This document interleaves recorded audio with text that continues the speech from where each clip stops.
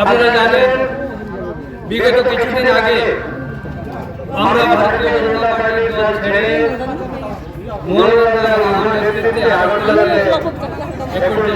আমরা যোগদান করেছি।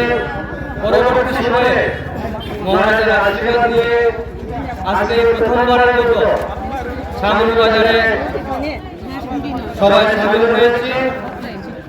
বন্ধু, আমি একটা কথাই বলবো, আমি জানি আমি যেহেতু বাঙালি, সবার ভিতরে একটা উৎসাহ যে বাঙালি ছেলে কি করে ত্রিপুরায় আসলো, সবার ভিতরে একটা প্রশ্ন। আমি ত্রিপুরায় যোগদান করার পর আমাকে আমার এলাকার অনেকেই জিজ্ঞেস করেন বা বিজেপির বাঙালিদের তারা জিজ্ঞেস করেন যে তুমি তো বাঙালি, তুমি ত্রিপুরায় সামিল হলে কি করে।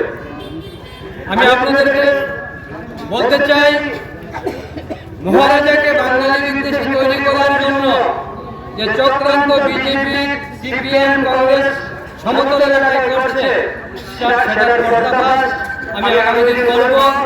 কারণ মহারাজা কোনদিন বাঙালি বিদ্বেষী হতে পারেন না।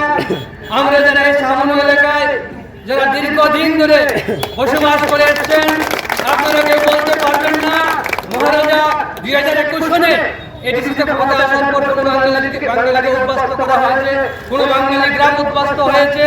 আমরা লক্ষ্য করেছি বিগত দিনে সিপিএম এর আমলে অনেক গ্রাম, অনেক বাঙালি গ্রাম উদ্বাস্ত হয়েছে। কিন্তু আজকে সমস্ত দুঃসাহস মহারাজাদের উপরে চাপিয়ে দেওয়ার জন্য, রাজনৈতিক স্বার্থ চরিতার্থ করার জন্য মহারাজাকে বাঙালি বিদ্বেষী করে একটা অংশ সোশ্যাল মিডিয়া এবং সংবাদ মাধ্যম প্রতিনিয়ত মহারাজাকে বাঙালি বিদ্বেষী তৈরি করার জন্য চেষ্টা করে যাচ্ছে। আমরা আগামী দিনেও আমার বিধানসভা এবং সামনে বিধানসভায় অনেক বাঙালি যুব সমাজের মানুষরা ত্রিপুরার পতাকা সামিল হতে যাচ্ছেন। আমরা আমাদের একটাই উদ্দেশ্য, মহারাজের হাতকে শক্তিশালী করা এবং 2026 যে সেমিফাইনাল এডিসি নির্বাচন, সেই সেমিফাইনালে আমাদের প্রথম জয় নিয়ে 2028-এ মহারাজার নেতৃত্বে এই রাজ্যে সরকার গঠন হবে, সেটা আমরা নিশ্চিত করে বলতে পারি।